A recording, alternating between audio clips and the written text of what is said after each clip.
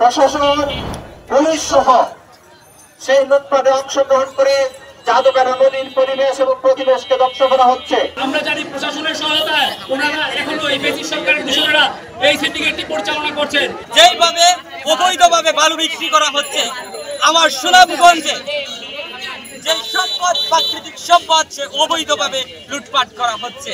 স্যান্ডেলে ক্ষয় হয়ে গেছে দৌড়াতে দৌড়াতে, কিন্তু তারা আমাদের কথায় কোনো কর্ণপাত করছে না।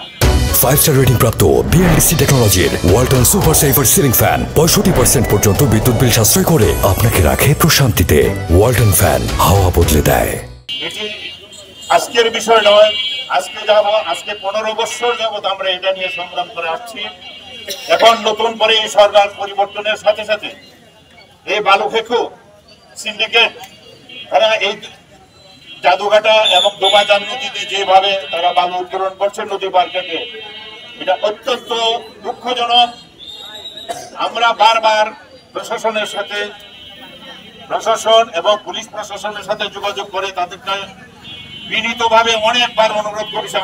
আমরা স্যান্ডেলে ক্ষয় হয়ে গেছে দৌড়াতে দৌড়াতে, কিন্তু তারা আমাদের কথায় কোনো কর্ণপাত করছে না। আমি এখন আজকে এই অনুষ্ঠান থেকে জেলা প্রশাসন সহ পুলিশ প্রশাসনের কাছে আহ্বান জানাবো, আপনারা অতি সত্বর এগুলি বন্ধ করুন। আর যদি না পারেন তাহলে দায় নিয়ে এখান থেকে আপনারা চলে যান। পার কাটা সহ বালু লুটপাটের বিরুদ্ধে আজকের এই মানববন্ধন, উপস্থিত ছাত্র জনতা, উপস্থিত পরিবেশ কর্মী, উপস্থিত সাংবাদিকবৃন্দ, আমি সংক্ষিপ্তভাবে যে কথাগুলো বলতে চাই, এই দোবাজান নদী এবং জাদুঘাটা নদীতে দিনে দুপুরে দিনে রাতে প্রকাশ্যে যেভাবে বালু লুটপাট করা হচ্ছে, জাদুঘাটা নদীর গাগটিয়ার পাড়ের অপোজিট পারে জামালিয়া সোড থেকে যেভাবে বালু লুটপাট করা হচ্ছে, সেই লুটপাটে আমরা জানি প্রশাসন, পুলিশ সহ সেই লুটপাটে অংশগ্রহণ করে জাদুঘাটা নদীর পরিবেশ এবং পরিবেশকে ধ্বংস করা হচ্ছে। এই লুটপাটের ফলে জাদুঘাটা নদীর শাহরফি নদত্ত মহাপ্রবেশী হুমকির মুখে, এই লুটপাটের কারণে শিমুল বাগান হুমকির মুখে, বারিকাডিলা সহ এই জাদুঘাটা নদীর অসংখ্য গ্রাম আজকে বিলীন হয়ে যাচ্ছে। এই দোবাজান নদীতে যে পরিমাণ অবৈধ বালু উত্তোলন হচ্ছে তা অবশ্যই বন্ধ করতে হবে। আমরা জানি কোন সিন্ডিকেট বা মহল এর সাথে জড়িত। আমরা জানি প্রশাসনের সহায়তায় ওনারা এখনো এই ব্রিটিশ সরকারের দূষণেরা এই সিন্ডিকেটটি পরিচালনা করছেন। আমরা চাই অতি শীঘ্রই প্রশাসনের সুনির্দিষ্ট এবং সুদৃষ্টি পড়বে এবং অবশ্যই আমাদের ছাত্রদের সাথে ওনারা বসবেন, আর যেভাবেই হোক এই সিন্ডিকেটটি ভেঙে দিবেন আর এই অবৈধ জলমহাল ও চাঁদাবাজি বন্ধ করবেন।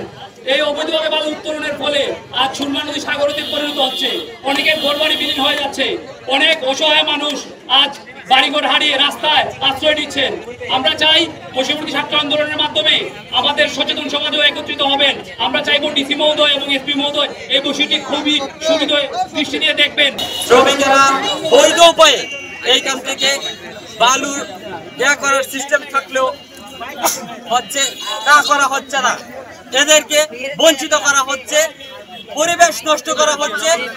যেইভাবে অবৈধভাবে বালু বিক্রি করা হচ্ছে, আমার সুনামগঞ্জে যে সম্পদ, প্রাকৃতিক সম্পদ, সে অবৈধভাবে লুটপাট করা হচ্ছে। এতে করে একদিকে যেমন পার ভাঙছে, অন্যদিকে ফসলি জমি নদীর গর্ভে হারিয়ে যাচ্ছে।